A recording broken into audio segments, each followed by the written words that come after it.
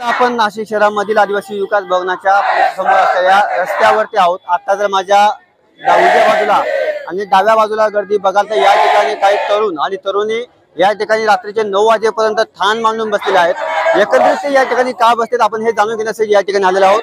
या ठिकाणी काही तरुणी आहेत, काही तरुण आहेत, त्यांच्याशी आपण हे संवाद साधून एकंदरीत त्यांच्या मागण्या काय हे आपण जाणून घेण्याचा छोटासा प्रयत्न या निमित्ताने करणार आहोत। मॅडम, तुमचं नाव काय आणि तुम्ही कुठून आलात?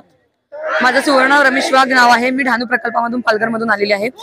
माझंच फक्त विचारू नका, तर इकडे तुम्ही जेवढे जनसमुदाय बघताय आमचा सर्व हा ओव्हरऑल पूर्ण महाराष्ट्रामधून आलेला आहे। महाराष्ट्रातल्या कानाकोपऱ्यामधून लेडीज असतील, जेंट्स असतील, कानाकोपऱ्यामधून इकडे आलेले आहेत। आणि आज आम्ही गेल्या मागच्या महिन्यामध्ये 13 तारखेपासून आम्ही हा सोगळच फाट्यावरून मोर्चा काढला होता। त्याच्यामध्ये मंत्री महोदयांनी 17 तारखेला येऊन मध्यस्थी केली। आम्हाला बोलले 2 दिवसामध्ये आम्ही तुम्हाला हजर करून घेतो, वर्ग 3 वर्ग 4 सगळ्यांना हजर करून घेतो असं आम्हाला शाश्वती दिली। त्याच्यावरती आम्ही मोर्चा त्या ठिकाणी स्थगित केला आणि तिथून आम्ही माघार घेतली याच अपेक्षेवरती की आम्हाला मंत्री महोदय आणि आमच्या मॅडम न्याय देतील। त्याच्यानंतर मंगळवारी कॅबिनेट येईल, बुधवारी कॅबिनेट येईल, आम्ही तुम्हाला बोलू। आम्हाला लेखी कसल्याही स्वरूपात काही दिलेलं नाहीये।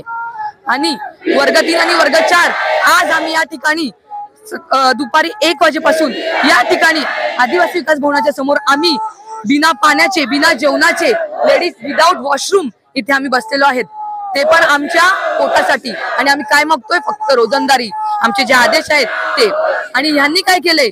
या आदिवासी मंत्र्यांनी, उईके साहेब असतील, सचिव साहेब असतील, मुख्यमंत्री साहेब असतील, यांनी काय केलंय तर हा कंत्राटीकरण म्हणजे कॉन्ट्रॅक्ट दिला, कंपनीला कॉन्ट्रॅक्ट दिला। तर काय दिला?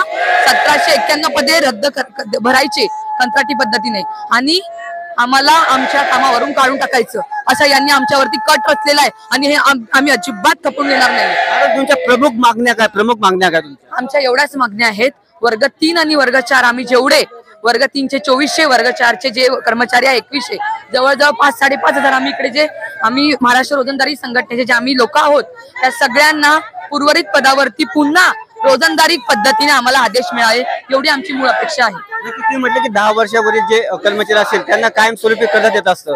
तुमच्या इथे किती असे व्यक्ती आहेत की 10 वर्षापासून जास्त सर्व्हिस करतायत? असं बघायला गेलं तर गव्हर्नमेंटच्या GR नुसार आम्हाला त्यांनी एक दिलंय की 1 वर्षाचा संबंध नाही, 1 वर्ष सोबतच आता आपण जर बघाल तर या ठिकाणी गजरात असलेले अधिकारी त्यांच्या या ठिकाणी रात्री 9 वाजेपर्यंत या ठिकाणी वाट बघितली जात आहे।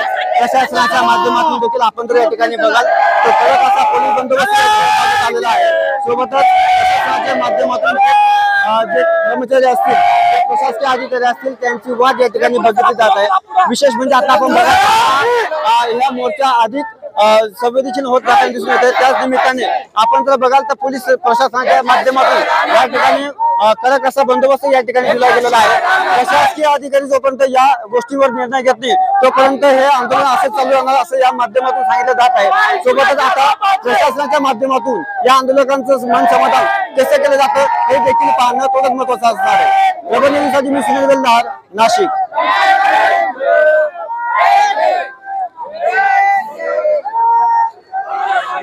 ताज्या व महत्त्वाच्या बातम्या बघण्यासाठी प्ले स्टोअरवर जा, प्रबलभूमी ॲप डाउनलोड करा व या धावपळीच्या जीवनात अपडेट रहा।